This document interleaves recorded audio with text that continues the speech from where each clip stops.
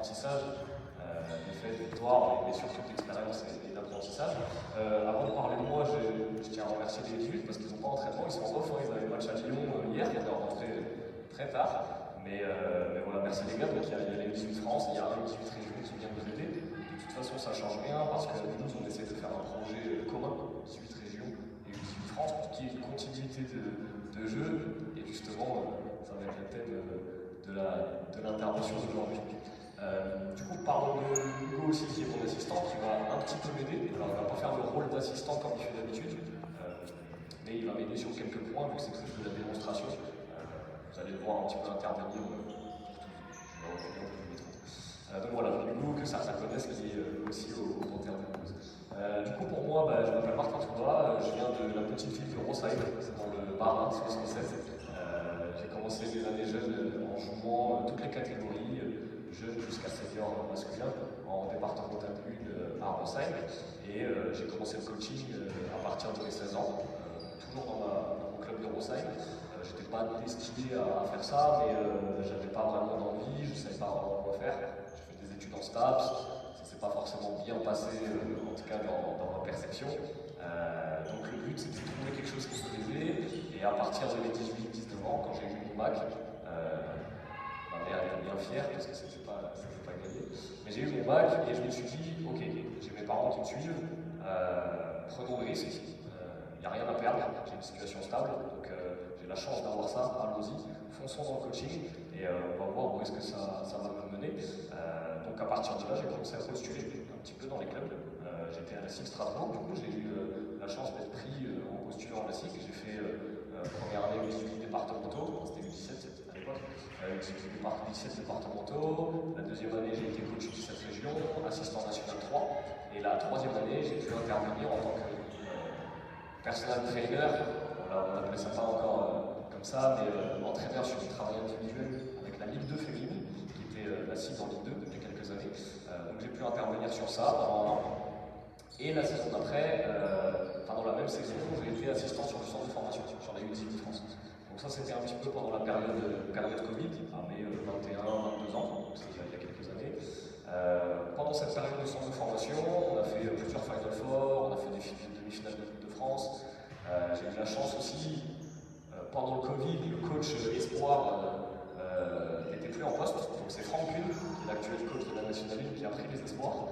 Et ils n'avaient pas d'assistant. Donc j'ai pu être avec Franck pendant 6-7 mois sur l'assistanat espoir. Donc voilà, ça m'a appris beaucoup de choses, être avec les pros, voir un petit peu ce qui se fait. Et en même temps, j'étais coach de l'équipe 1 à Rosheim, les garçons, coach de l'équipe 1 à Rosheim, les filles, coach des 17 régions à la CIG, et je faisais du travail individuel avec la Ligue 2 féminine et avec les pros garçons à la CIG Strasbourg. Donc j'étais sur 4 à 5 équipes différentes, bénévolement, pendant mes études STAPS. C'est peut-être un petit peu pour ça que j'ai pas eu ma licence dès les premières années. Mais en tout cas, j'ai accepté ce risque-là en disant, voilà, je fonce, et je vois des gars qui sourient, mais on a commencé des formations un petit peu ensemble.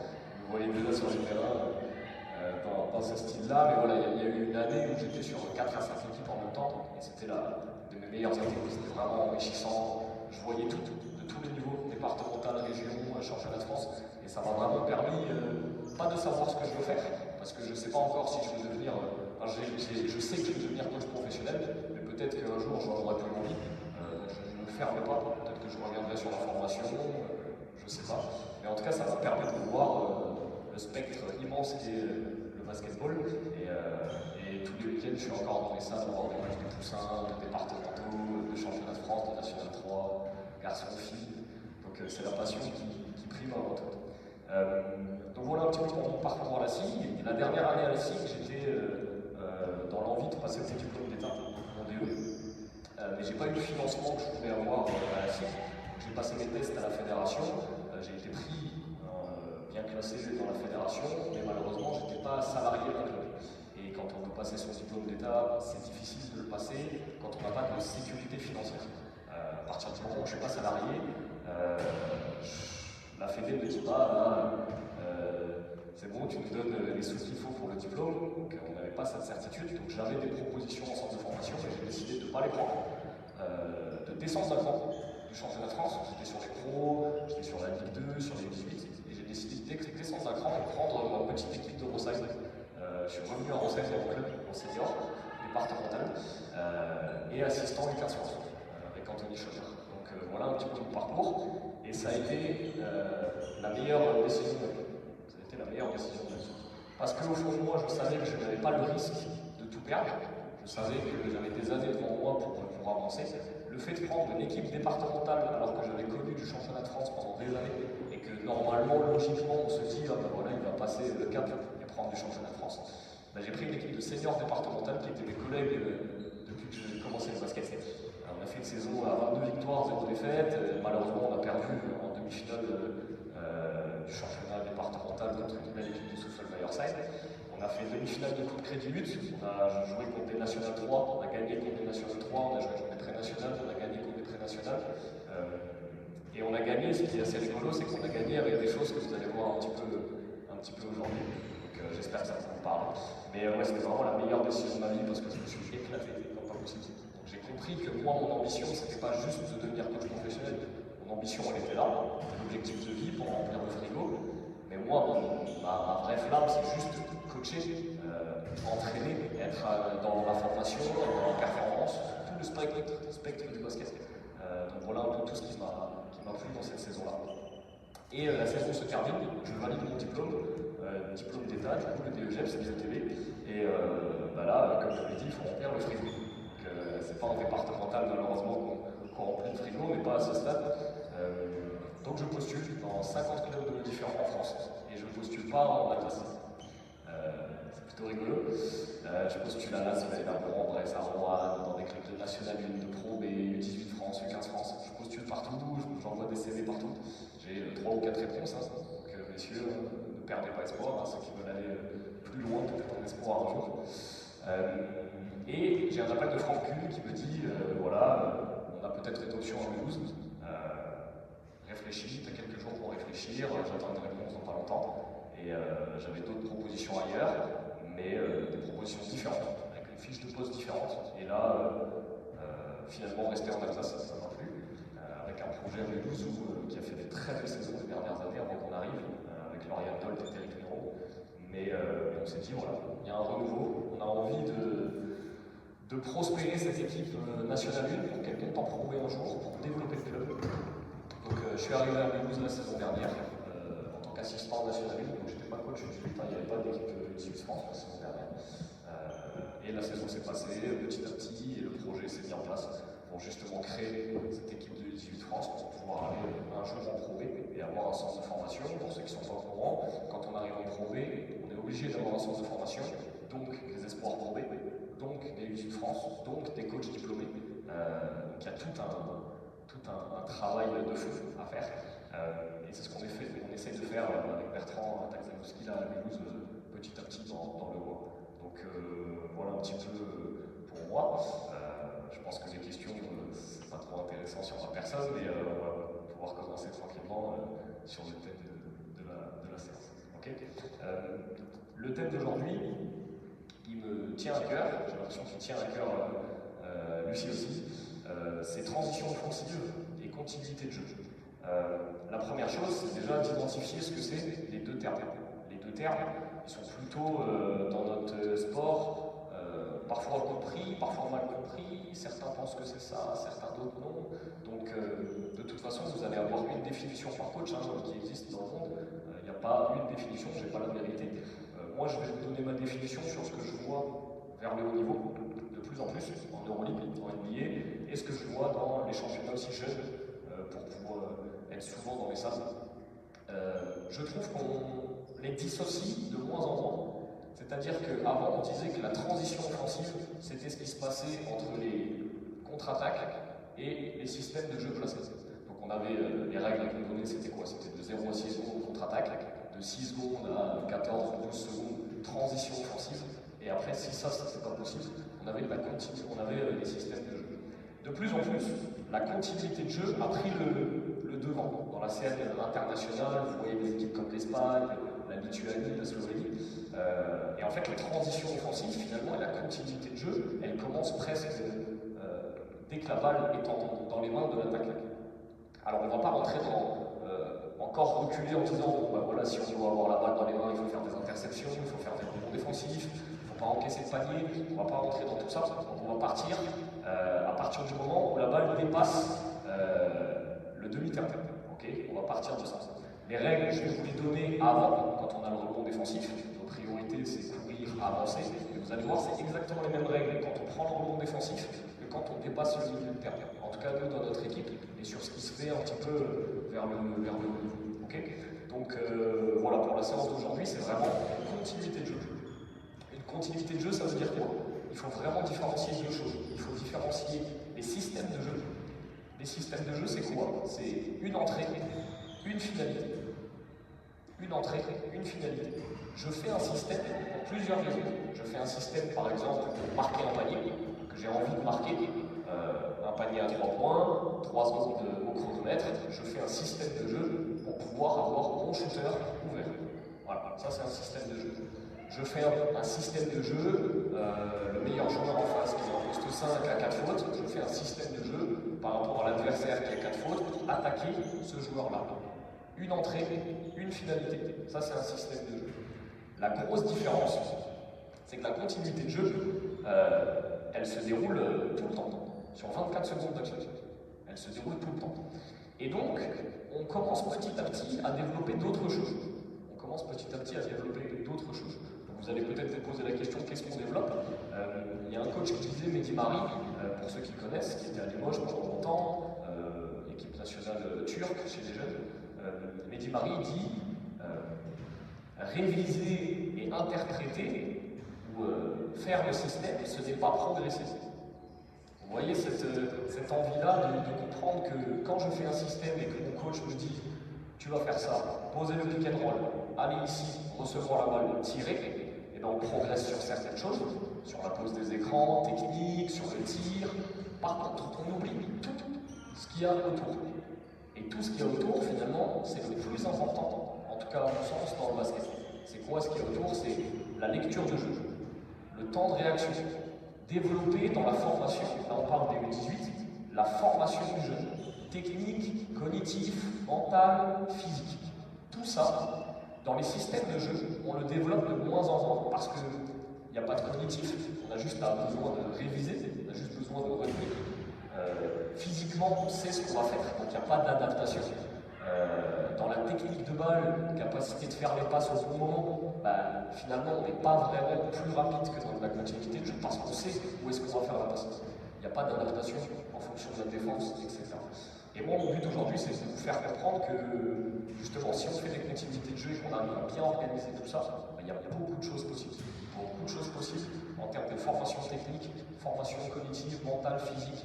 Et tactiquement, on peut vraiment s'éclater. On peut vraiment s'éclater par rapport à une continuité de jeu. Okay, donc, je vais proposer aux joueurs de commencer.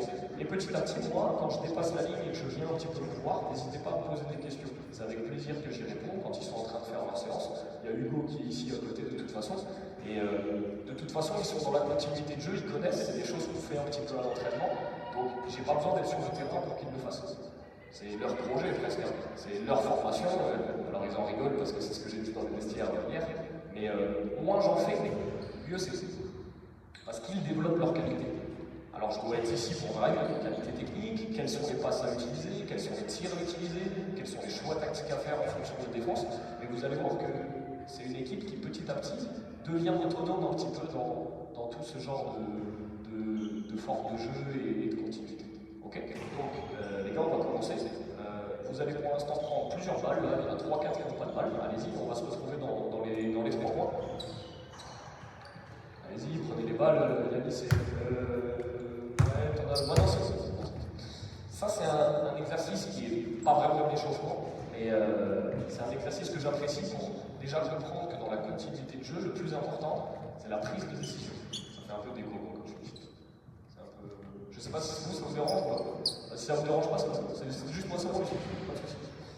La continuité de jeu, la priorité et la règle de base, c'est la prise de décision. La prise de décision, c'est la chose la plus importante presque au basket. Tout le reste, c'est des règles que nous, entraîneurs, vous entendez quand je parle comme ça? Je parle. Je sais pas si là, j'ai l'impression qu'il y a plus de micro là. Donc la prise d'information, la prise de décision, ça vient après, mais la prise d'information, c'est la chose la plus importante. Nous, on est entraîneur, on leur dit, nos règles, en tout cas en U18 France, comme en U15, comme en U13, tu as la balle, tu cours. Il y a un rebond défensif, tu cours. Tu es avec la balle, tu drives, tu cours, on va vers l'avant. On a envie en France d'aller vers l'avant. Et bien pour faire ça, il faut être capable de prendre des informations. Il faut être capable après de prendre des décisions, ça viendra avec le physique et avec la technique, mais d'abord de prendre des décisions. Et ça c'est cognitif. Okay, donc je vais vous montrer un petit pré-échauffement là pour comprendre qu'on arrive, journée de cours, il est 18h30, les jeunes sont fatigués, il y a la rentrée. Comment on fait un petit peu pour se réveiller cognitivement? Ils vont dribbler un petit peu chacun et commencer à se dérouler. Allez-y, dribbler, dribbler, dribbler. Et dès que j'arrive proche d'un joueur sans balle, je lui fais une passe à terre. Ok, juste travail de passe à terre. Allez-y, on travaille pour 2-3 points. Dès que j'arrive proche, je travaille passe à terre. Ok, allez-y, on continue, on continue, on continue. Parti, parti, parti. Continue. Ok, top, on s'arrête. Bon, vous avez vu que là, qu'est-ce qu'on leur donne? On leur donne juste face à terre, ça c'est la seule chose. Et petit à petit, nous entraîneurs, on met des consignes techniques. Donc on est tous plus fléchis, on travaille et la passe à terre, elle est avec le coude. Ok? Allez, let's go, c'est parti. On va, allez, continue à faire, pourquoi tu continues pas? Let's go. Voilà, je continue, je cross, je m'amuse. Je cross, on continue pas assez, vous êtes trop sur place, les gars. Changez de direction, tournez un petit peu autour de vous, regardez les couleurs, regardez avec le contact. Ok, à partir de maintenant, les gars, on fait la passe à celui qui dit notre nom. Si j'entends ton nom, je lui fais la passe. Let's go, let's go, let's go. Allez, parti. Prise de décision. Et là, on a de la cognition visuelle. On a un peu de cognition aussi. Ce qui est bien, c'est qu'il y a des maillots différents. Donc, déjà, dans les couleurs, c'est pas pareil que si tu fais le maillot. Ça, déjà, ça passe quelque chose dans la vie, dans votre couleur. C'est un peu quoi, on n'est pas le vélo, mais on n'a pas besoin des enfants. L'important, c'est juste qu'ils écoutent des choses. Prennent des informations. Ok, top. Et là, petit à petit, on rentre dans tout ce qu'on veut un peu techniquement. À partir de maintenant, tiens, on lève une balle, Cameron. Tiens, donne-moi, Yannis, on lève une balle. Merci, Hugo. Tiens, je te les donne. Ok. À partir de maintenant, dès que je reçois la balle, je pars sur un dribble rapide. Et je recule. Ok. Et après, j'enchaîne. Je catch la balle, un dribble rapide, et après, je recule. Ok. Allez, let's go, pareil. On est parti. On perd pas de temps dans la formation. C'est-à-dire que je vais travailler la continuité de jeu, et ça, c'est des choses qu'on peut faire en début de saison, c'est du travail technique. Vous voyez, travail de grenade, travail de regard, travail de déplacer avec les épaules, si j'arrive comme ça au basket, je vais déplacer à droite, à gauche, c'est toutes ces notions un petit peu plus. Cameron, tu ne cours pas assez, déroule, oui, déroule, tourne, tu ne cours pas assez, oui, il faut chauffer. J'avance, je recule, top. Ok, vous avez vu la perte de balle ici de Melvin qui était là?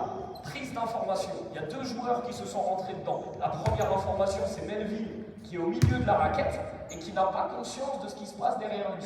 Donc là, techniquement, notre but, c'est de leur faire comprendre. Au lieu de faire ça, eh bien, je vais faire avancer et peut-être tourner, vision périphérique, pour voir. La seule info que j'ai pas, c'est celui qui est dans le corner ici. Ok? C'est quoi? 10% du terrain.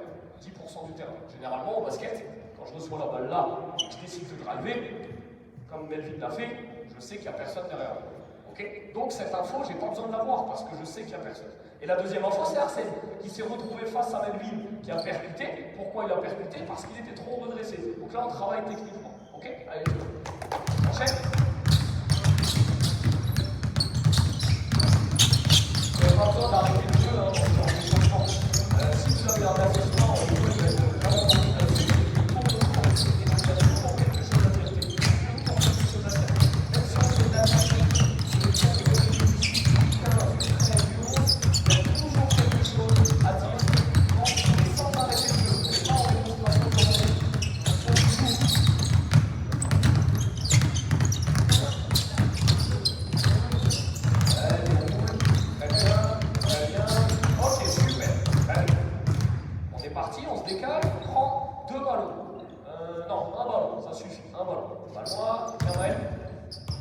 Les bleus clairs, vous mettez ensemble s'il vous plaît, les bleus clairs ensemble, allez-y, les bleus foncés vous êtes ensemble, très bien. Mike, tu peux aller chercher un bleu clair s'il te plaît. Tom et Arsène, vous êtes avec les bleus foncés, Mike, tu vas chercher un bleu clair. Cet exercice, tout le monde le connaît dans le basket, c'est l'exercice de la passe à 10. Attention, Warning. T'en as un ou pas? Un bleu clair. On a vu? Un bleu foncé? Ok, vas-y, un bleu foncé. Les deux blancs, vous êtes avec les bleus clairs? Allez-y, et Maël, il est avec les bleus foncés. L'exercice de la passe à 10, je le fais jamais. Moi, personnellement, je le fais jamais. Et je vais vous expliquer pourquoi je le fais jamais. C'est pas qu'on le fait jamais, c'est qu'on le pimpe un petit peu. On l'adapte. Okay, la passe à 10, je vais leur donner la balle, et eux, tout ce qu'ils connaissent, c'est passe à 10. Hein. On est parti là, ça envoie, les passes, etc., etc. Donc, vous êtes ensemble, vous êtes contre. Votre but, c'est de toucher un joueur, allez-y. Arsène, tu peux juste te mettre de côté, parce que tu restes chaud un petit peu en entraînement. Soit on adapte, soit on ne fait pas un échauffement, okay, soit on adapte, mais on ne laisse pas un joueur sur le côté. Juste là, c'est la démonstration. Vous êtes ensemble, vous êtes contre, taguez chacun un joueur, on reste dans le demi-terrain, on passe à 10. On compte à chaque fois et on va en 10. Si la balle touche par terre, je la laisse et c'est balle à l'autre équipe. Ok Yanis? Go. Allez. Donc, je vais vous expliquer pourquoi moi cet exercice, comme il est maintenant, juste là, cette mission-là, je le fais comme ça. Enchaîne, parti. Stop. Je dis, quand la balle tombe par terre, c'est balle à l'autre équipe. Ah ouais. On se rend compte que physiquement, l'envie, le sport en anglais, c'est pas facile. Donc c'est à vous aussi de s'échauffer physiquement. Tu fais des rotations à scène avec le corps. Et comment faire passer de fluide, rotation. Ok, top, très bien. Vas-y, change la scène avec quelqu'un. Alors, qui a vu une continuité? Qui a vu une continuité? Personne, hein? Il n'y a pas de continuité. En fait, qu'est-ce qu'on travaille là sur la passe à 10? On ne travaille pas vraiment tactiquement, on travaille techniquement, on travaille de démarquage, on travaille de passe, et au final, quand on fait de la passe à 10 juste comme ça, ben on se rend compte qu'on ne fait pas vraiment de technique en fait, parce qu'ils courent, ils envoient, mais le basket, c'est pas une dissertation sans point, sans virgule. Il y a des points, il y a des virgules, il y a des exclamations, vous voyez, il y a des sauts à la ligne, il y a des changements de rythme, il y a des arrêts, vous voyez, il y a des changements de direction. Le basket, c'est un sport qui demande ça.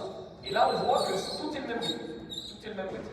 Et à un moment donné, bah, ils ont le droit. Okay, donc, on met des règles en place. La première règle que je demande, c'est que les défenseurs sont obligés de couper les passes. Ça veut dire que si, Louis, tu es ici, moi, mon but, c'est de couper la passe là. Je la coupe, la passe. D'accord? Et j'accentue le mouvement. Ok? Allez, go, go. Vous allez voir un petit peu de différence, peut-être.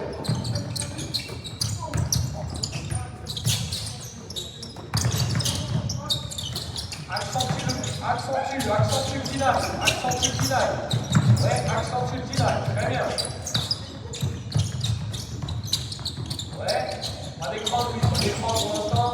C'est que t'es pour moi. Ok, top. Bon, qu'est-ce qu'on a vu un peu de différent? Déjà, il y a une action offensive qu'il n'y avait pas avant. C'était laquelle? Il y a une action offensive qu'on avait moins avant. Vous l'avez remarqué ou pas? Quoi? Avant, il y avait des démarquages. Mais quel type de démarquage? Les backdoors. Les backdoors, c'est pas moi, entraîneur, qui décide de faire des backdoors. C'est pas vrai. Le backdoor, il est fait parce que défensivement, on coupe la passe. Ça, on essaie d'apprendre aux joueurs. Et à partir de là, on a déjà une règle de continuité. Deuxième règle de continuité. Maintenant, vous faites une passe à 10, mais en regardant le panier, comme si on faisait un match. Et dès que je fais un backdoor, je dois sortir des 3 points. Ok, les gars? Question? Non? On est parti. Go. On a mis 2 règles en place. Et là, on essaie de se rendre compte, est-ce que c'est une passe à 10 différente de la fin de la vie? Alors, qu'est-ce qu'il faut là? Tourne et change de direction. Tourne et change de direction. Et là, on arrive déjà à avoir quelque chose d'intéressant.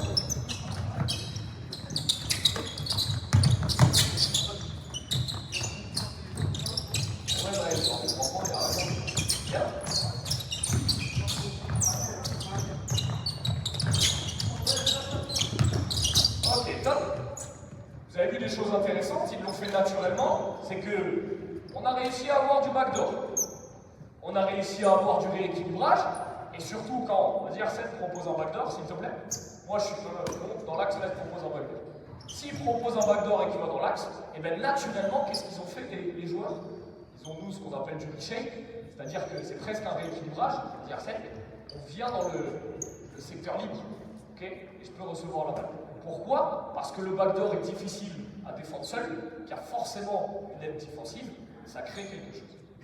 Et là, on commence à jouer un peu au handball. Mais avant, on faisait de la passe à 10. Donc on avance. Déjà. On a quelque chose déjà qui avance un petit peu. Ok? Passe à 10, backdoor, je n'ai pas la balle, je sors des 3 points.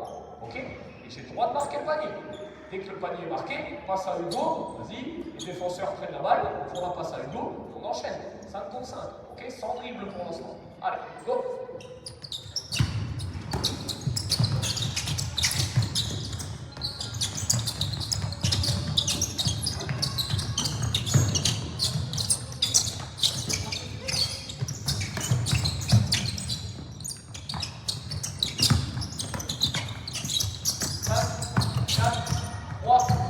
Carte de balle, go, balle bleue. Bien sûr, le but c'est de comprendre certaines choses. Là, on n'est pas en mode coaching, on pourrait arrêter à chaque fois, les cartes de balle, etc.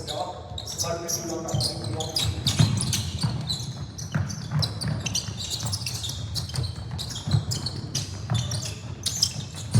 Ok, top. Bon, là on se rend compte qu'il y a un peu moins de grabuge dans la raquette. Mais est-ce qu'on est efficace? Pas efficace. Donc il manque des choses. Qu'est-ce qui manque? Vous, entraîneur, vous, formateur, pas coach. Qu'est-ce qui manque là dans ce que vous avez vu depuis 2 minutes là? On a dit backdoor, ça bouge bien, ils ont compris, ligne de passe, backdoor, la passe elle arrive. Mais on joue au handball. Qu'est-ce qu'on fait? Qu'est-ce qui manque? Ouais, la fixation à l'intérieur. On l'a eu une fois avec Enzo qui a demandé le post-up là. On a presque eu une coupe avec Arsène. Ok? Autre chose? Avant tu l'as dit aussi. Tu m'as dit il y a eu des actions en plus. C'était quoi? Ok? Mais avant, tu as parlé de démarquage. Avant, il a parlé de démarquage. Vous vous rappelez, vous avez vu tous les démarquages qu'on fait? On fait tous la même chose. La balle, elle est là-bas, on fait ça. Bam, bam, bam, bam, bam. Et en fait, on se retrouve à jouer, comme j'aime bien leur dire, au handball. On se retrouve à jouer au handball.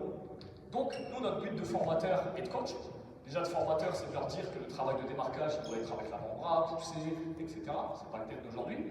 Mais après, nous, notre but de coach, c'est de dire où est-ce qu'on doit aller, quelles sont les zones à utiliser.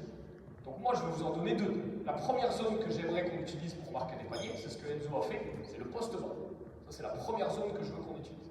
La deuxième zone que je veux qu'on utilise, c'est pas vraiment une zone, mais c'est le démarquage, il est dans la raquette pour sortir à 3 points. Je ne veux pas voir de gars au niveau des lignes bleues. Donc on essaie de rapetisser un peu tout ça et d'organiser. Allez, balle blanche, let's go. Même chose. Pas d'écran pour l'instant. Allez, t'as le droit de marquer, on a dit top, si t'écoutais les consignes. Eh oui. Ouais. Bien joué. Let's go. Passe à l'ego, passe à l'ego. Vas-y, passe à l'ego, le jeu. Reste au niveau des 3 points sur le démarquage. Yes. On a travaillé le poste bas. Allez, enchaîne, parti. Go. Décroche. Pas grave, c'est fort, sur le test.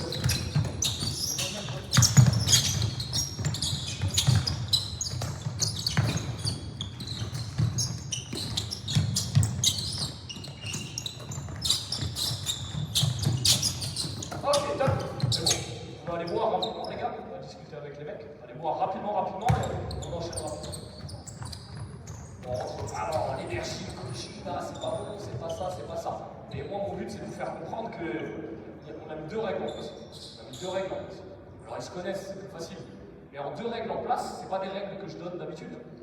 Et ben, ça cadre les choses. Et là, on n'est pas dans du système de jeu. Alors, vous allez me dire, ouais, mais ils n'ont pas marqué. Ah oui, c'est vrai. Moi, j'ai 1 heure pour vous faire comprendre qu'on va essayer de trouver des outils pour qu'ils marquent. Okay?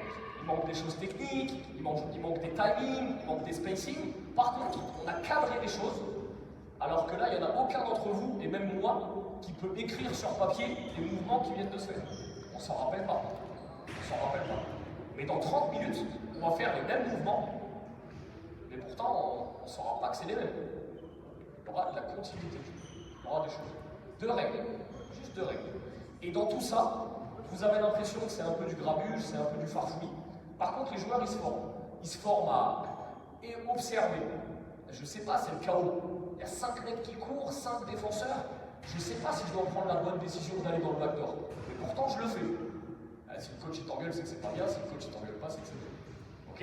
Et là, je me forme cognitivement, droite, gauche, vision, balle, dans l'auditif, Vous voyez, dans tout ça. Et après, je me forme physiquement parce que je cours, je change de direction.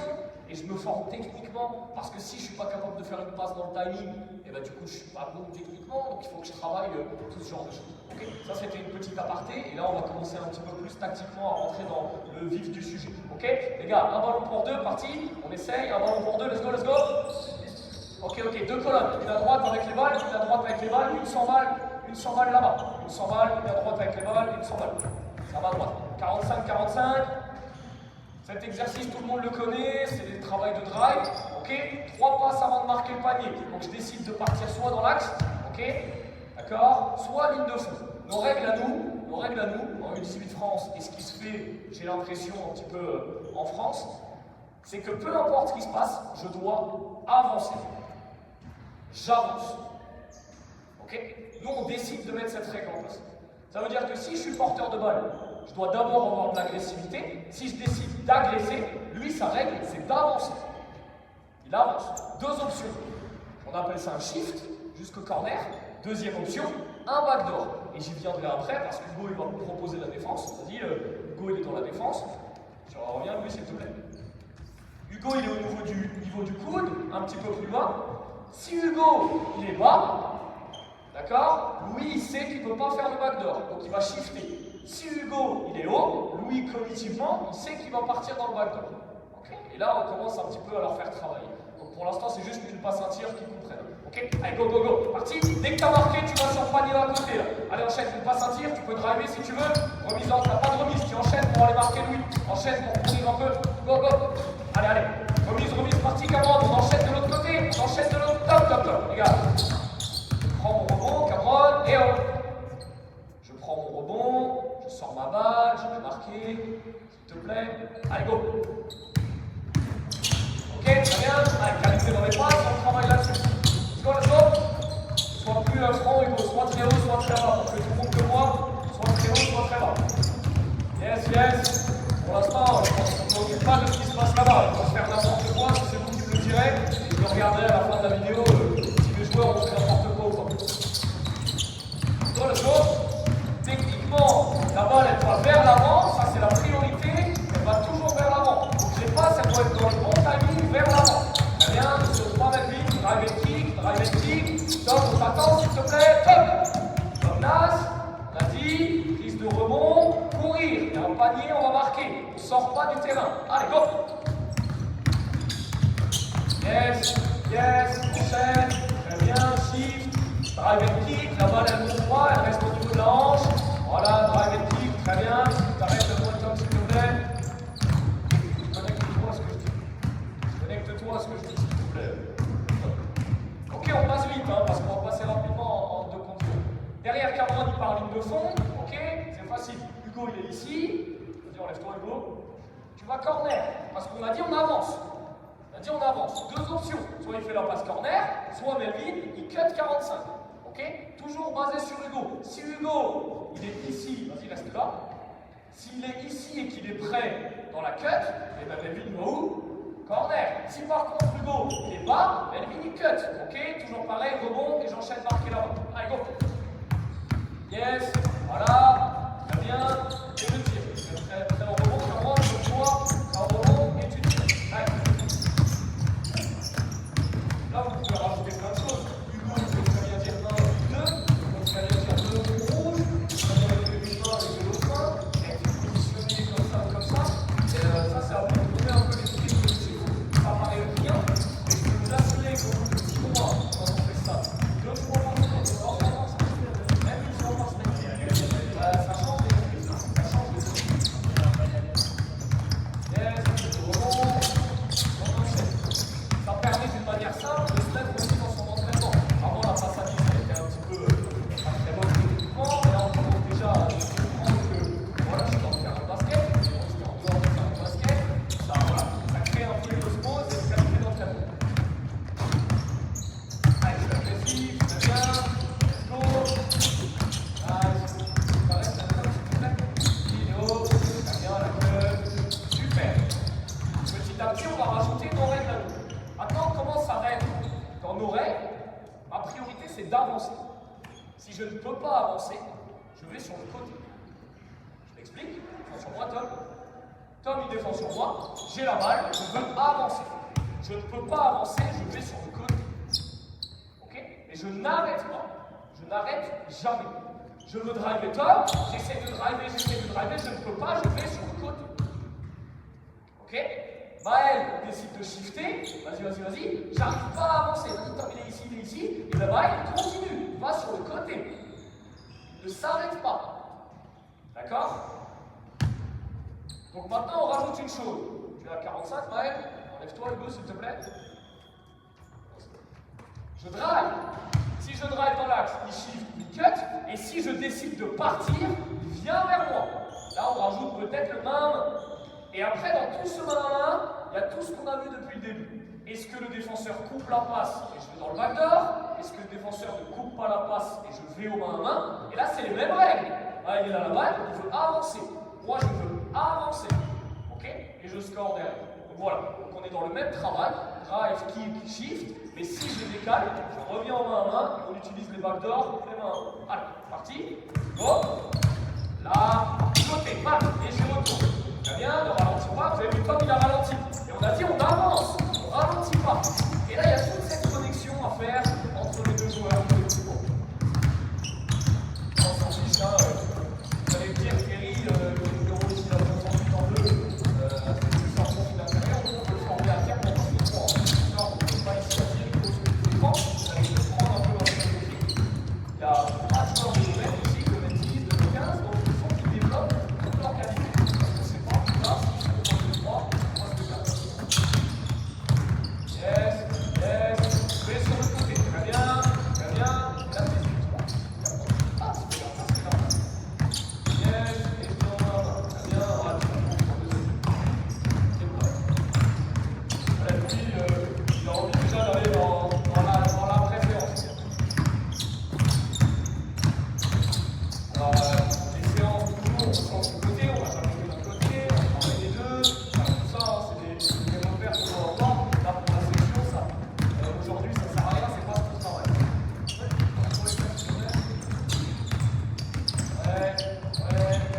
Ok, on a dit qu'on voulait avancer. On a dit que si c'était pas possible, on voulait aller sur le côté.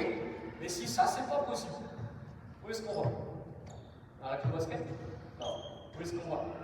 Qu'est-ce qu'on a fait avant sur le pré-échauffement? Vous vous rappelez ou pas? Non. Ok. Est-ce qu'on voit Lucas? Est-ce qu'on ne peut pas aller avancer, reculer? On recule. Exact. Et on ne s'arrête pas. Moi, ce que je déteste voir, et ce qui se fait de moins en moins, j'adore voir des matchs de poussins, ça se fait de moins en moins. Les poussins, ils font ça, ils jouent, et dès qu'il y a quelqu'un qui arrive vers eux, ils font ça. Mais il y a quelques années, les poussins, ils faisaient ça. Et ils avaient peur. Et ça, c'est la hantise de tous les coachs. Moi, je suis fervent défenseur de dire qu'il ne faut jamais s'arrêter. Ça ne veut pas dire dribbler, ça veut dire qu'il ne faut jamais s'arrêter. J'avance fort, je ne peux pas avancer, je vais sur le côté. Ok? Il ne peut pas parce qu'il y a un backdoor, vas-y, j'ai pas eu la balle, mais je ne peux pas avancer, je ne peux pas lui faire, je ne vais pas aller là-bas. Et bien, je vais reculer. Peut-être attaquer de l'autre côté, peut-être trouver lui derrière sur un post-up. Ok? Et là, on développe des choses. Donc, eux, ils connaissent un petit peu, vous allez voir, essayez d'explorer un peu toutes les options. Allez, let's go. Je recule, tac. Et là, vous avez vu, il est agressif. Et là, derrière, il y a un peu d'échec, il a du rééquilibrage. Pour l'instant, on est que à 2, hein. Déjà, ouais, il a décidé de travailler le post-up. Pourquoi il a fait la post-up? Parce qu'Enzo a décidé d'avancer. Le défenseur est revenu, il a pas l'option de backdoor, donc il a décidé d'avancer toujours. Mais pour avancer, c'est être agressif et en panier. Donc, il a décidé d'aller au post-up. Très bien. Vous avez vu, ça ouvre pas mal d'options. Très bien. Enchaîne. Yes.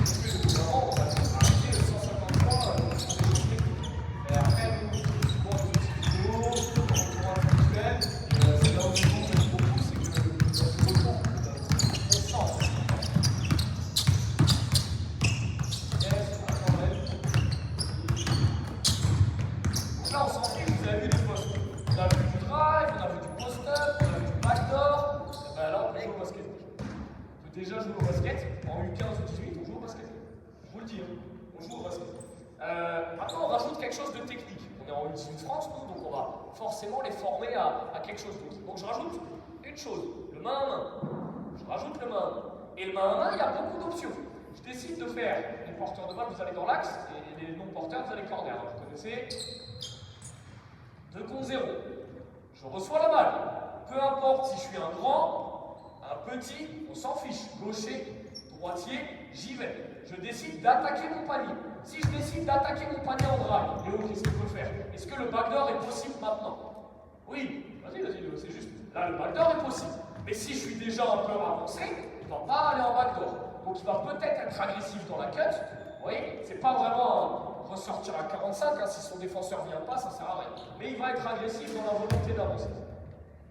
Et si je ne peux pas avancer, nous on joue au X1 France, on est une création d'équipe, on n'a pas les qualités à l'heure actuelle de faire que du 1 contre 1 panier et dunker. Ça n'arrive pas hein, dans notre équipe. Donc on doit trouver des règles. J'avance, c'est pas possible, je vais sur les côtés, c'est pas possible, je recule. Toujours pareil. Mais là, c'est du 1 contre 1. Donc j'y vais, j'attaque. C'est pas possible, je vais sur le côté. Et là, on fait la même chose. Vas-y, Léo. Main à main, toujours les options de backdoor. L'option du main à main où je travaille ma pose d'appui, il agresse, je peux aller là, je peux aller là. Ok, travail de passe. Et je rajoute une règle qu'on va utiliser toute la séance. C'est ce que nous, on appelle la règle du trigger. Le trigger, c'est quoi? Le trigger, dis Maël, c'est qui le trigger? C'est quoi le trigger? Tu sais pas? Qui l'a? Arsène? C'est celui qui décide. Le trigger est décideur. Qui est trigger dans notre forme de jeu? C'est le porteur de balle. Le deuxième trigger qu'on a, c'est le défenseur de Léo. Léo, quand il va défendre sur 8, hein, Léo, il va s'adapter à ce que je fais, parce que je suis trigger, ça c'est nos règles, mais il est obligé de s'adapter à ce que Tom fait. Léo, il ne peut pas décider lui-même de faire ça. D'aller au backdoor, c'est pas possible. Vas-y, va dans la raquette. Va vraiment dans la raquette, vas-y. Il ne peut pas aller backdoor. Il ne peut pas. Là, il y a un mec, il descend. Il ne va pas backdoor. C'est pas Léo qui décide. C'est moi et c'est lui. Ok? Enlève-toi, Tom. Donc là, on rajoute le main à main. Et on rajoute une option, c'est que je veux pas avancer. J'ai décidé d'aller au main à main. Il n'y a pas de backdoor possible. Je fais au main à main. Mais on se rappelle que moi, je suis trigger. Donc je ne suis pas là à dire « Ah, le coach m'a dit de faire des mains à main et faire du handball. » Non. Donc qu'est-ce que j'ai comme option, Léo? Le feinte, la feinte du main à main. Je vais feinter le main à main et je vais attaquer derrière. Et là, il y a peut-être un jeu à deux, peut-être un drive au panier. Si le drive n'est pas possible, qu'est-ce que je fais? Eh bien, je recule ou je vais sur le côté. Je recule ou je vais sur le côté. Post-up, etc., etc. Et vous allez voir, ça commence à s'articuler un petit peu. Allez, let's go. Toujours pareil, je prends le rebond et je vais attaquer. Go. Allez, on est un peu grip, on est rapide. Pam. Voilà, ça change de direction, je termine fort. Vous avez vu Maël, qui à terme va être en poste 1, ce travail de pause alternative, de changer de direction physiquement, être prêt avec le bassin, la vitesse, on le travaille chez tout. On le travaille chez tout. Voilà, une petite hésitation là. Melvin, c'est lui qui est trigger. Toi, tu t'adaptes un peu tout le temps. Ouais, très top, très bien. Là, on travaille, la passe, elle n'est pas assez forte. On travaille avec le triple extérieur. Qualité de passe, Arsène, cache ta passe, dégage, s'il te plaît. Cabou. Très bien, yes. Oui, bonne passe, Cabou, le temps de trop. Là, tu avances plus. Oui, très top, très bien. Et je termine fort. Nice. Vous avez vu que je travaille de haut, bas, droite, gauche, ça physiquement on s'éclate. Ok, vas-y, il y a du squeeze, fait take-off, post-up, et deux tours qui screen. Par exemple, le take-off, bam, et il revient. Pourquoi pas, vous voyez? Bon, ça on le connaît là, mais c'est cette envie de dire que le porteur de balle est trigger, et donc toutes les actions s'organisent autour de ça.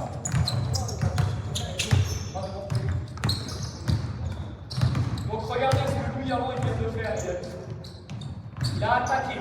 Les règles, c'est tout le temps les mêmes. J'attaque, vas-y Melvin, je suis pas en attaque, c'est moi qui suis trigger. Reste là Melvin, c'est moi qui suis trigger. J'ai décidé d'aller au panier, c'est pas possible. parce que le défenseur, il a bien défendu. Et ben je vais sur le côté, je recule. Et là, je suis trigger. Donc je décide d'aller vers Melvin. Mais Melvin, Enzo défend sur lui, il y a quelqu'un sur lui. Et c'est les mêmes règles. Est-ce que je vais en main à main? Est-ce que Enzo est sur la ligne de passe et je vais au backdoor? Etc. etc. etc. Donc là, vous faites un peu un fake end-off au screen là, on voit. Vas-y, go, pareil, je l'attaque, fake end-off, très bien, je reviens, au screen, et j'envoie. Voilà. Ok, allez, go, go, enchaîne, Cameron. Très bien, Cameron. Vous avez vu, ils ont tous tendance à prendre les mains droites, prendre les mains gauches. Comme ça, on va leur dire, c'est pas bon, hein. On reste main extérieure. Là, je m'écarte, très bien. Ok, je termine fort. Arrête-toi, Tom, après. Terry prend la place de Tom. Dis Tom, viens avec Terry. Terry, il est bon là-dedans. C'est un de nos meilleurs joueurs sur ça. Et parfois, on se trompe. Défense sur Maël, défense sur Tom. Main à main, j'avance. Je viens en main à main. Maël, il défend dur. Mais là, Tom, il hésite. Backdoor, pas backdoor. Vas-y, viens en main à main. Et Maël, il est très fort là-dedans, j'arrive pas à lui donner. J'arrive pas à lui donner. La règle de Tom, c'est quoi? La première règle qu'on a donnée, c'est quoi? C'est avancer. Donc Tom, il fait pas du handball. Il va pas là-bas. Donc Tom, qu'est-ce qu'il fait? Eh bien moi, je suis qualitatif dans mon travail de position et je suis qualitatif dans ma passe. Et après, derrière, ça découle des choses à l'opposé, dans la passe au-dessus et tout ce qu'on va voir petit à petit. Ok, vas-y, Terry, Tom, on est parti. Donc, heads off, feinte, et je vais au panier. Là, go, parti, et je travaille un peu techniquement. Vous avez vu, c'est les passes de passe post-up, pick and roll, passe à l'opposé.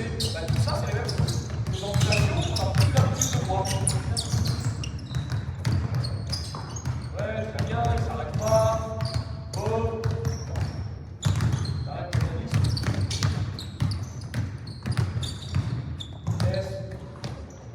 Ok, très bien. C'est bon les gars, c'est bon. Les grands, ceux qu'on considère comme grands, on a Yanis et Terry pour l'instant dans notre équipe. John qui est là-bas, qui est blessé. Ça, c'est nos 3 grands. À terme, on a du poste 4, on a du poste 3 et du 3-4. Ça, c'est à terme. Pour l'instant, ils n'ont pas les capacités nécessaires. Donc moi, mon but, sur 2 heures de séance, c'est de leur faire travailler tout ça. Tout ce jeu face au panier, les petits, ils ont fait du post-up, les grands, ils ont fait du face-up, ils ont fait les mêmes travails. Si on prend intrinsèquement le travail, ils ont fait le même travail technique. Et pour organiser tout ça, parfois, on fait des choix. Donc voilà, là c'est le premier choix. Il y a Mystery, vous êtes ici. Et après, on a des gars comme Arsène, comme Léo, Enzo, Tom, qui vont alterner. Vous allez alterner. Donc ballon, sans ballon, et après, vas-y Léo va en premier, Enzo, tu restes ici, c'est bon. Arsène prend la balle, va derrière. On va mettre Arsène et Léo, vous alternez ensemble. Hein.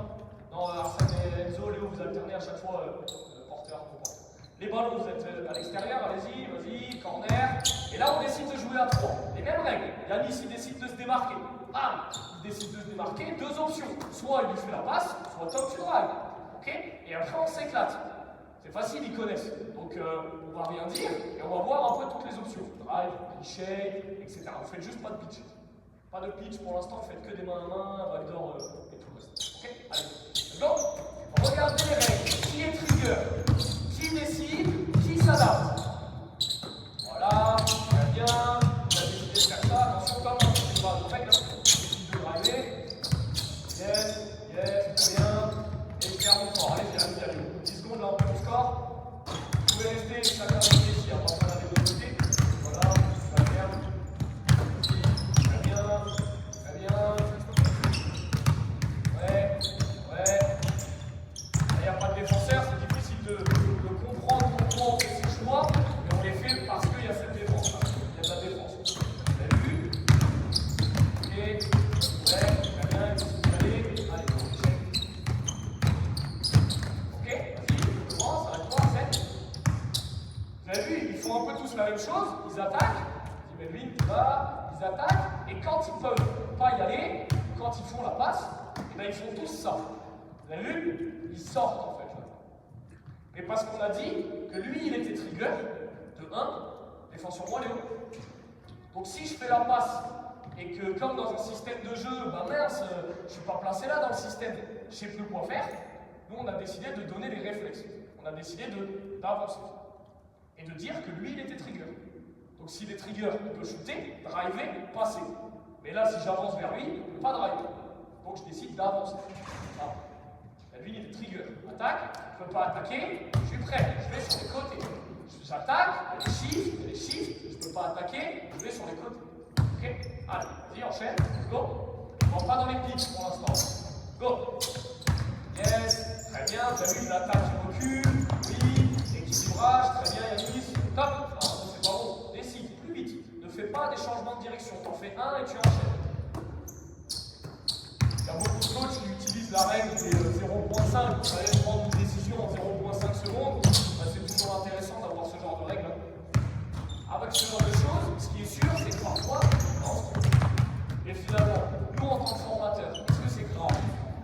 Honnêtement, c'est rien de grave. En Belgique, France, on est à 0,6. On est à 0,6 en championnat de France. Création d'équipe, tout le monde pensait qu'on allait prendre 40 points, ce n'est pas le cas. On ne prend pas 40 points. On est toujours très proche. Et on avance. Et en fait, vous vous rendez compte que moi, en tout cas, mon management de match, il n'est pas du tout en disant je prends tendance pour faire un système de marquer le match. Ça va plutôt être pour tendance pour dire que techniquement ça va pas, sur la pose des écrans, sur la qualité de passe, sur l'avancée, sur la contre-attaque, sur la défense, etc. Okay, donc c'est vraiment un mindset à avoir de dire est-ce que je suis formateur, est-ce que je suis coach, est-ce que c'est un peu entre les deux. Et je pense que techniquement, c'est la priorité. Techniquement, vous avez des joueurs capables de faire des choses, vous les écrasez. Ouais, très bien. Allez-y, let's go, explorer, explorer. Explore. Voilà, fake. Tu peux changer de côté, très bien. Enchaîne, ne t'arrête pas. Super. Ouais, tu peux continuer, qualité dans chaque passe. Et après, ça, c'est le piège. Ils sont tellement contents de bouger la balle pendant 24 secondes qu'on oublie l'agressivité. Et ça, c'est notre but à nous, de les amener vers cette agressivité de balle. On va juste faire du beau basket. Ça, c'est le piège. Il ne faut pas faire du beau basket. Il faut faire du basket efficace et formateur. Ouais, arrête-toi les mots s'il te plaît. Très bien. Allez, termine. Voilà. Catch and shoot. Ok. Et on donne les règles. Nous, les règles qu'on aime bien donner, c'est que le poste 4, il est trigger. On aime bien faire ça. Il a plusieurs options. Je reshake, je reçois la balle, je reçois le ball. Plusieurs options. Première option, Giannis. Tom, s'il te plaît. Première option, Giannis, le shoot. Deuxième option, Giannis, le drive. Ok? On a dit, on veut avancer. Est-ce que Enzo peut faire un backdoor là? Difficile. Donc c'est lui qui a. Là, il y a une passe. Ça, c'est défensif. On a dit, Yanis, il a la deuxième option, drive à l'opposé. Recevoir la balle, drive. On a dit, on avance.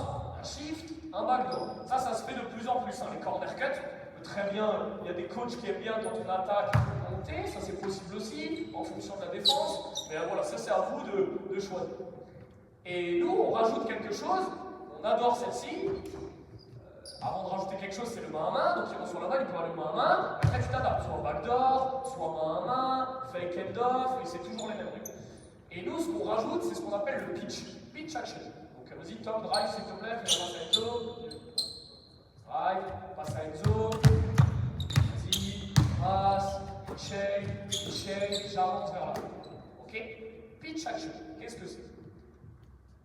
Qu'est-ce qu'on n'a pas fait comme travail technique et comme action de jeu depuis le début? Il y a une action de jeu qu'on n'a pas fait.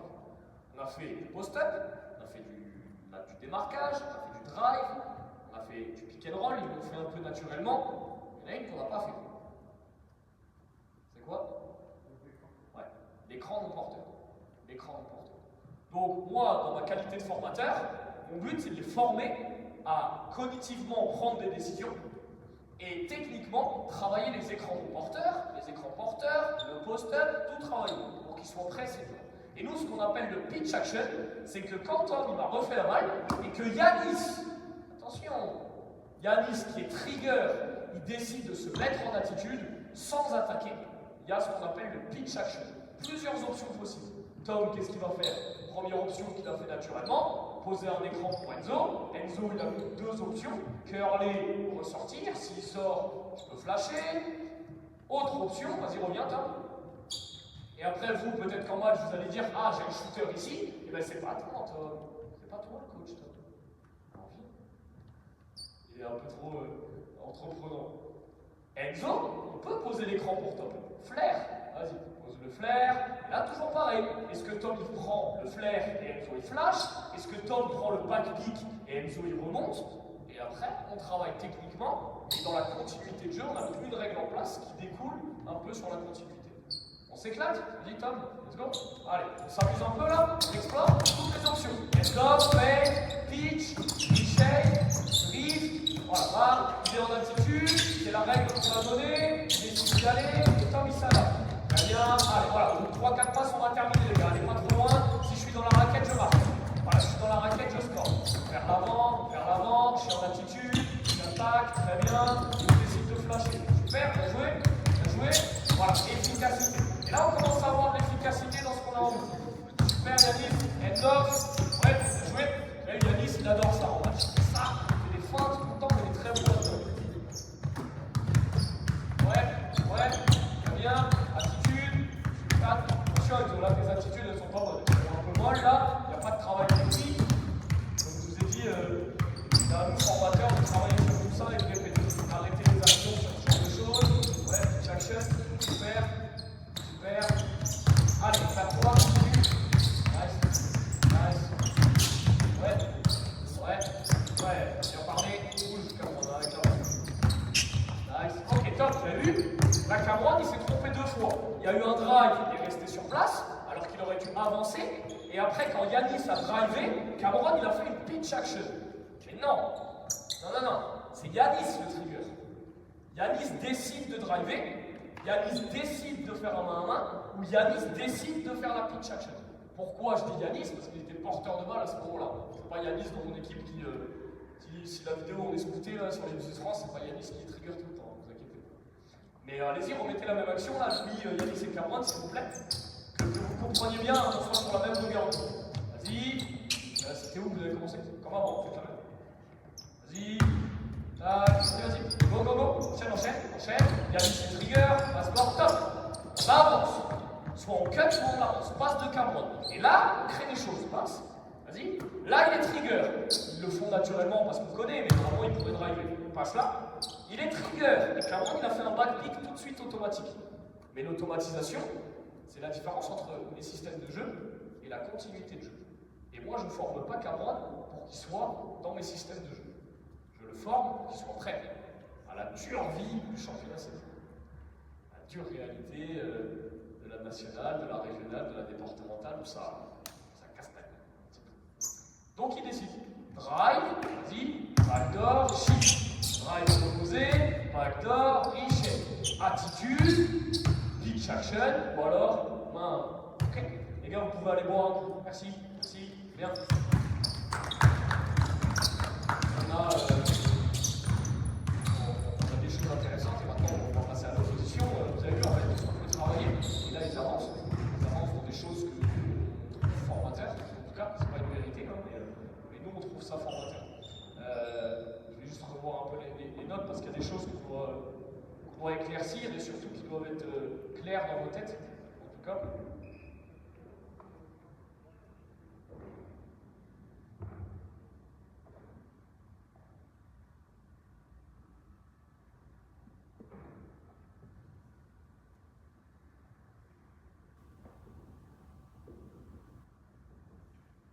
Allez, c'est bon les gars, parti.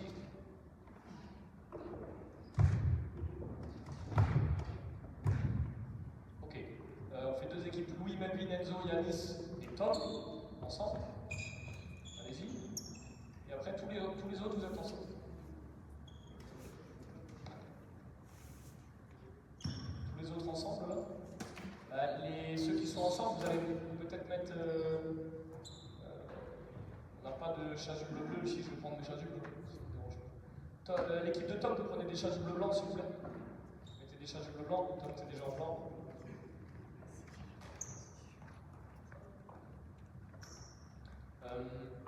Il y a une anecdote que je trouvais intéressante de vous partager. Pour ceux qui suivent un peu la NBA, il y a un joueur dans le monde qui est l'exemple parfait, qui est à lui seul un système de jeu. C'est un système de jeu. Bon, il y en a plusieurs, hein. Il y a Wembanyama, Antetokounmpo, Harden, tout ça. Mais il y a un joueur à Denver, Nikola Jokic, qui est à lui seul un système de jeu. C'est-à-dire que Nikola Jokic, peu importe ce qu'il fait sur le terrain, en fait, il est trigger. Il est trigger, hein. Mais parce que techniquement, il sait tout faire. Cognitivement, c'est un génie. Tactiquement, on comprend tout. Et donc, du coup, les coachs, ils sont obligés d'être dans cette performance et de dire, bon, voilà, toi, t'es trigger. Et en fait, ceux qui regardent un peu les matchs de Denver, on se rend compte que tout s'articule autour de Jokic. Tout. Mais si nous, formateurs, on fait que des Nikola Jokic, je ne suis pas en train de vous dire que tout le monde va devenir Nikola Jokic, mais dans le mindset de dire que quand il a la balle, quand il n'a pas la balle, il est trigger, il décide de mettre ce genre de règles, ça change beaucoup de choses. Beaucoup de choses. Et ça éclaircit votre jeu. Ça éclaircit votre jeu. Je vais vous aider un peu et je vais vous donner, moi, ce que j'appelle des entrées. Nous, on a des entrées de système. C'est soit un écran de porteur, soit un post-up, soit un side pick and roll, soit un top pick and roll. Ça, c'est nos entrées de système. Et parce que c'est les 5 actions qui se font au haut niveau. Alors, il peut y avoir des centaines d'écrans de porteurs, il peut y avoir des centaines de side pick, des screens, des hooks, tout ce que vous voulez. Mais la finalité, c'est que techniquement, vous travaillez la même chose. Vous travaillez la même chose sur un hook screen. Un hook screen, c'est un crochet. Hein. Il vient ici, prends la balle, viens s'il te plaît. Il est là, je travaille mon hook screen. Travail alternatif pour être stable, épaule-épaule, contacter, pas sortir du cylindre, etc. etc. On n'est pas en démonstration commentée. D'ailleurs, j'aimerais bien en refaire, Lucie, des démonstrations commentées, ça fait longtemps que je n'en ai pas fait. Garde ça en tête. J'adorais ça, moi, j'adorais ça, et j'en faisais parfois un peu trop. Et je travaille la même chose en side pick. Hein. Je suis ici, bam, je suis là, épaule-épaule, j'y vais. Et lui, il va travailler la même chose dans son dribble protégé de ce côté que de ce côté, etc. etc. Je travaille la même chose dans mes mains à main, je travaille la même chose dans mes flare picks, mais moi, mon but de formateur, c'est de leur apporter tout ça. On ne peut pas tout faire, donc il faut faire des choix. Le main à main, il est intéressant, parce qu'il est formateur pour les postes 3, pour les postes 1 et pour les postes 5. Ça a changé. Side pick, parce que ça se fait dans le monde professionnel, ça se fait en senior. Top pick, parce que ça se fait dans le monde pro, ça se fait en senior. Post-up, parce que ça se fait dans le monde pro, ça se fait en senior. Et voilà, vous avez compris un peu ma mentalité. Donc, on va mettre des entrées. Nous, on a plusieurs entrées. Et j'ai décidé là, sur la formation de ne pas vous montrer forcément les nôtres, mais de vous montrer des choses qui sont universelles. J'ai besoin, allez-y, là, un ballon par équipe. Là, les blancs, vous commencez. Mettez-vous à 4 d'abord. Mettez-vous à 4. Side pick, porteur de balle. Vas-y, porteur de balle. Side pick. Je veux un grand qui est post-up. Peu importe si c'est un grand ou pas. Un deuxième qui est là et l'autre qui est grand. Ça, c'est la transi de base. Tout le monde l'a fait. 2 options, soit vous faites la passe post-up, on coupe, soit vous faites la passe ici, et on enchaîne. Vous connaissez cette transition. Avec nos règles, ça devient notre continuité de jeu. On n'annonce jamais transi. Donne-moi la balle, top. Pas à l'écran, Yanis. On n'annonce jamais side pick, transi. Hein, on n'annonce jamais hook screen. On fait ce qui se fait en fonction de la défense. Et après la contre-attaque, j'ai couru, j'ai pris le rebond, j'ai décidé d'avancer vers le panier. Melvin, il a décidé de cutter, il est allé au poste-up. Yannis, il est allé au poste-up. Et bien l'action et le jeu me donnent ça, donc je fais ça. Et après, trigger, pas trigger, reshape, cut, etc. etc. Ok. Vous éclatez un petit peu là, 4 contre 0, motion, side pick, hook, etc. etc. comme j'aime bien le dire. Allez, go! Let's go, let's go! Voilà, enchaîne, et je travaille un peu plus les options. Là, on s'en fiche, gros petit. On s'en fiche, gros petit, reshape, rien. Passe, décide, super. Vous avez vu comme il a fait ça? Ça n'a pas dérangé Yanis, parce que Yanis a décidé d'aller de l'autre côté. Et là, on a des choses intéressantes. Go bleu, allez, attitude, parti. Go. Voilà. On peut avoir du side pick, hein, on peut avoir du post-up, super. Agressif, Terry, bien joué. Continue, t'arrêtes pas, super, cut, t'assènes. Voilà. Let's go blanc, go. Allez, score, si on est dans la raquette, là, on score. Allez, pas trop loin dans votre idée, super. Très bien, voilà. Et là, on est dans l'efficacité, tout ça, on le travaille à l'entraînement, ça fait du step-out, ça fait de la protection, ça fait tout ce genre de choses. Ouais, nice, bien,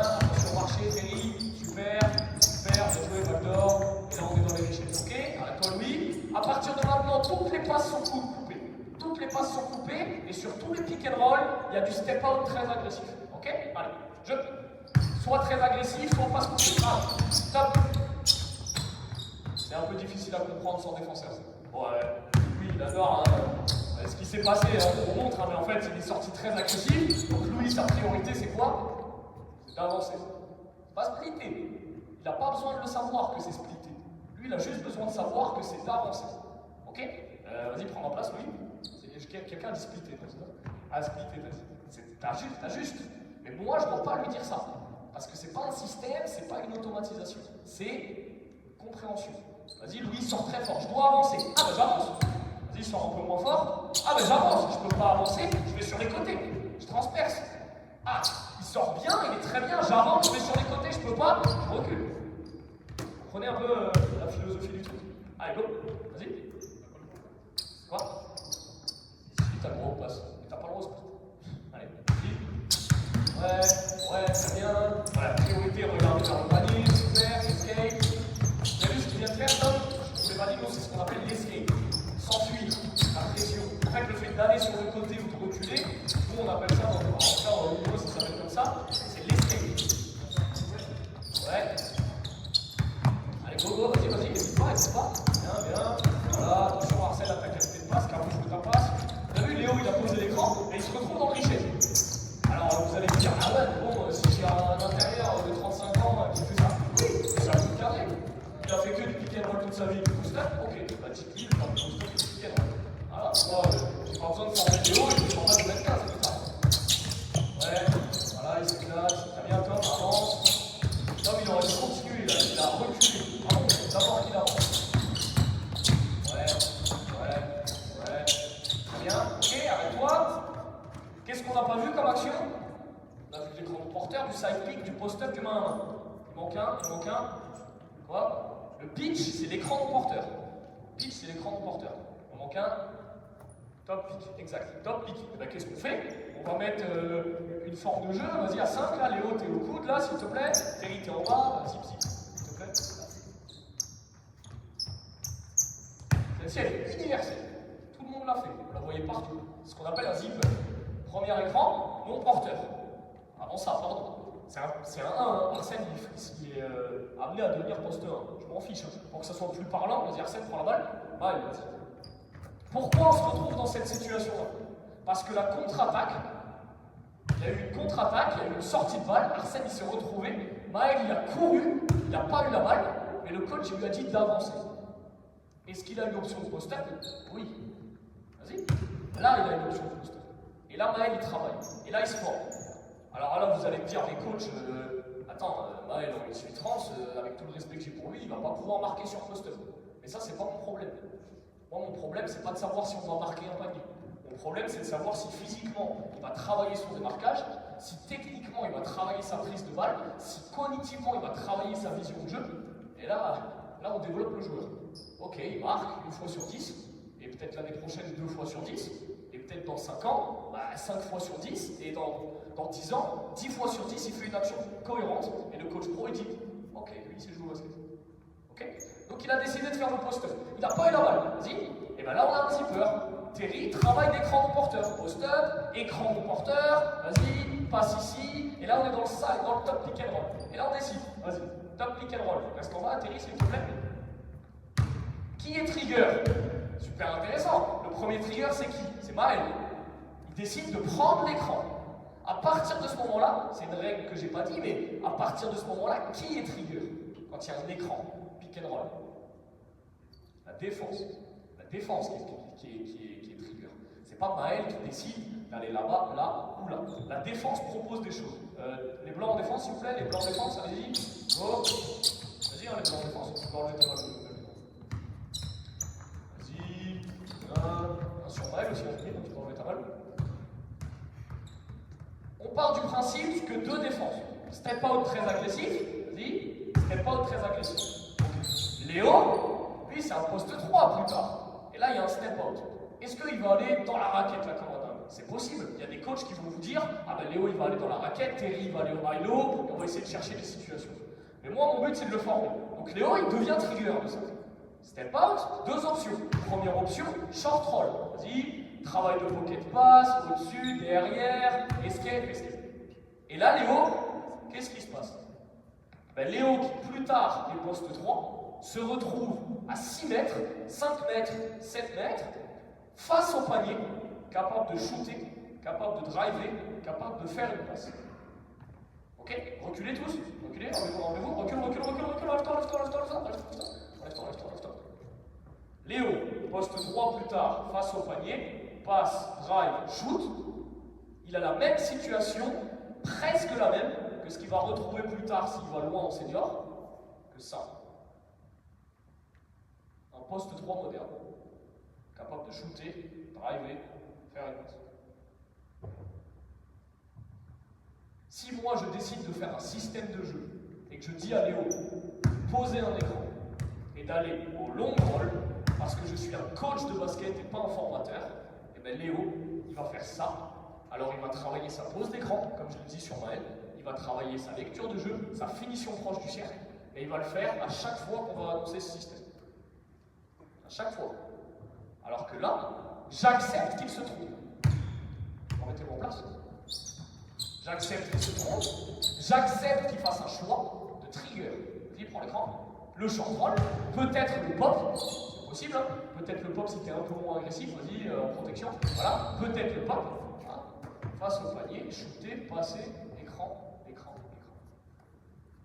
Nous en tout cas, c'est ce qu'on travaille. Mettons en place, Tom. Le seul moment où Léo, il doit faire du long roll, c'est quand quoi, à votre avis? Quoi? Non.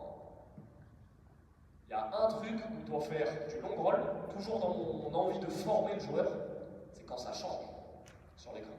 Parce que Léo va se retrouver sur Louis, même si Louis est costaud. Vas-y, pose l'écran. Tom, tu te retrouves sur Maël. Là, c'est un poste 3, futur poste 3, peut-être de haut niveau, on lui souhaite, qui doit travailler son post-up face à un plus petit. Ben Léo, il va aller au poste 3. Et là, on organise. Terry peut remonter, par exemple, on chercher du halo et enlever l'aide. Arsène peut aller peut-être dans le corner. On a peut-être ce travail de première passe. Reste là, Lucas. Peut-être ce travail de halo. Terry, qui est futur poste 3-4, il va recevoir la balle face au panier. Il doit comprendre tactiquement que c'est la meilleure option. S'il ne la fait pas, il a peut-être celle-ci. Il a peut-être le bon rang. Et après, on développe un petit peu. Ok, on va jouer un petit peu les gars, on est parti, let's go, amusez-vous un peu là sur demi-terrain. Hugo, j'ai besoin de toi s'il te plaît.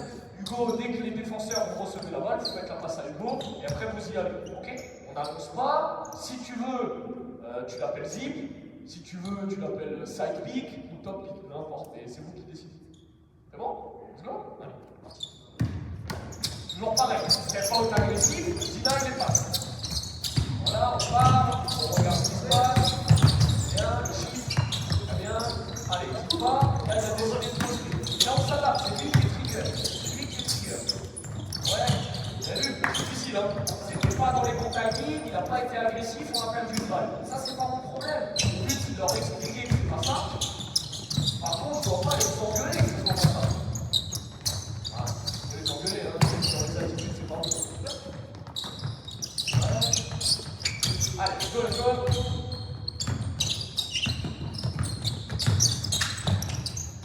Vas-y, let's go. Enchaîne. Bon, l'agressivité, on va parler de l'agressivité, les rendements, les attitudes. C'est pas une séance un peu, c'est une séance un peu particulière, on n'a pas monté l'exercice pour le faire. On va le voir comme ça, c'est quand même particulier de faire des choses très intensives, on va parler de l'engagement. Il a fait un bon choix parce qu'il est resté corner. Est-ce que le backdoor était possible? Non. Est-ce qu'il doit remonter? Non. Voilà, c'est peut-être un bon choix. Yes, le jeu, la balle ne s'arrête pas et on avance. Et la balle ne s'arrête pas et on avance. Et là, il décide d'avancer parce qu'il est trigger. Les deux ont décidé de faire une passe. Ils auraient tous pu driver ou shooter. Et c'est pas moi qui décide. C'est eux qui sont sur le terrain. C'est eux qui décident au final de se faire. Ok, top. On prend la balle, Enzo là-bas. Et là, on a vu Louis qui est reparti. Enzo était en train de driver et Louis il est reparti là. Mais à très haut niveau, ils ont conscience de ça. Le coach, il a dit sortir les 3 points. déjà pas mal, hein, si je vous dis de sortir des 3 points et qu'il le fait. À très haut niveau, je comprends qu'il y a un drive, j'arrête, parce que le basket, c'est des changements de direction, c'est des changements de rythme, c'est des points, c'est des virgules, c'est des parenthèses, c'est une belle dissertation. C'est un beau roman, le basket, c'est pas juste une dictée de CP, hein, ok. Donc il faut toujours avoir cette compréhension de cognitivement changer de direction au bon moment, faire la passe au bon moment, voir la bonne action au bon moment, lire la défense, et ça, bah, c'est notre job, de connaître le basket. C'est notre job, lui il ne peut pas le connaître tout seul. Bon, mon job, c'est de connaître parfaitement le basket. De connaître que défensivement il y a ça, cette réponse, elle est plus utile que l'autre. De comprendre que si tes qualités techniques c'est ça, eh ben, je dois te former à travailler autre chose, mais toi tu dois aussi t'adapter à tout ça. Et ça c'est notre job de formateur, pas juste de coach, pas juste de coach. Vas-y, go, parti. Continue. Tu peux avoir musique aussi si tu veux, j'ai peur. Ouais, il y a des choses, mais là-bas on ne peut pas les en vouloir, c'est pas un mauvais choix. Voilà, il va faire des paniers, il agresse. Stop. Ah. Louis, au début de l'année, il adorait ça. Rappelle-lui, il adorait ça. Il driblait, qu'est-ce qu'il a fait? Il s'est arrêté. Pourtant, Enzo, vas-y, qu'est-ce que tu lui as dit? Ouais, t'as vu? Enzo, il lui a dit. Enzo, il prend au galop, il commence à s'exprimer. Hein. Et Enzo, il a tout de suite libéré l'espace. Donc en fait, lui, sa meilleure option, c'était soit la passe décisive, soit l'escape. Parce que là, il y a des options qui continuent. Vas-y, balle à Hugo, balle blanche. Go, balle blanche. Après, vous pouvez très bien mettre les choses en place. Hein. Dès qu'on arrête une ligne, c'est une perte de balle. Dès qu'on est en action, ça peut être une perte de balle. Ça va vous décider de vos options. Allez, continue. Très bien. Travail de démarquage derrière. Ouais. Série, il a bien joué l'avancée.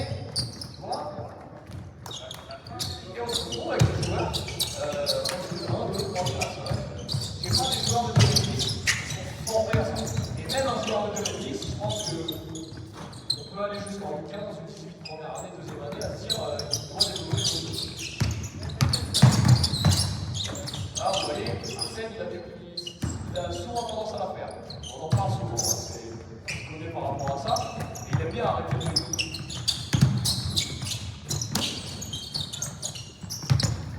Ouais, le backdoor, et le dééquilibrage de Enzo, parce que lui, il a décidé de faire son backdoor. Ouais, là, allez, enchaîne, 2 minutes.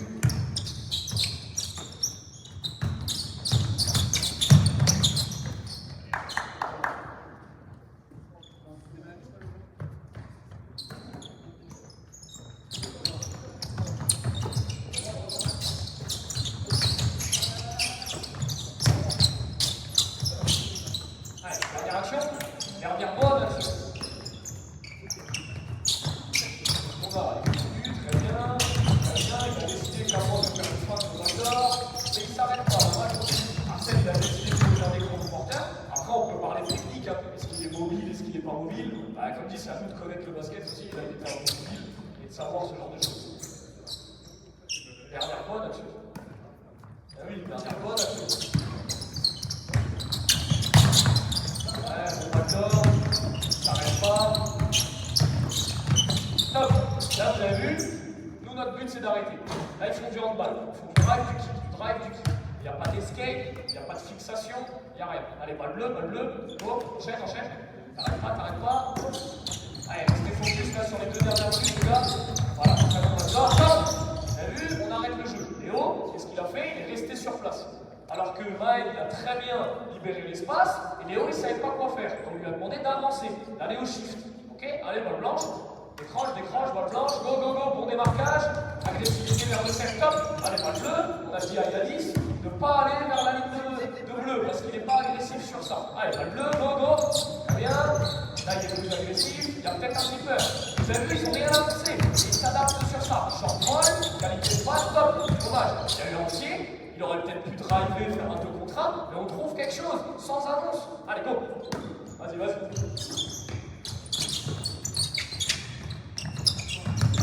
Top, on prend. Là, Léo, il est plus trigger. La séance, elle devient longue. Il est plus trigger. Il fait du collectif, il fait du handball, il fait du système de jeu. C'est pas ça qu'on lui demande. Ce qu'on lui demande, c'est prendre des décisions. Et là, vu que la confiance elle est en train de se descendre et que la qualité de la séance elle baisse parce que ça fait 1h30, ben là, cognitivement, c'est difficile. C'est difficile. Okay, donc moi, en tant qu'entraîneur, je fais le choix de m'arrêter sur ça parce qu'il y a eu des choses que vous voulez voir. Et il est déjà 20h32, donc on ne va pas risquer d'être trop blessure par rapport à leur saison. Okay, donc merci de les avoir regardés et merci à eux d'avoir participé, les gars.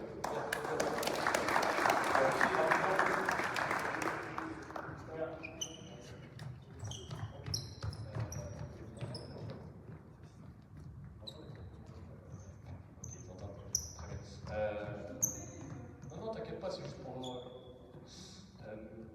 est parti, donc douche, d'accord, merci d'avoir participé les gars. Les entraînements seniors, Melvin, toi en R2 demain, Arsène en R2, et où Arsène en R2, ok. On va voir hein, pour la charge si tu fais l'off mercredi ou pas. Les autres on est off, si vous voulez faire le cas de d'entraînement, si vous voulez faire du travail physique au centre sportif, c'est possible. Okay. Et lui, N3, travail d'entraînement, quoi. Alors, si tu veux faire mercredi, c'est N3, N3 c'est mercredi. Ok les gars, merci les gars. Bah, si tu veux aller au centre sportif faire du travail physique, tu peux. Non, pendant l'entraînement des 18 régions en France. Stop.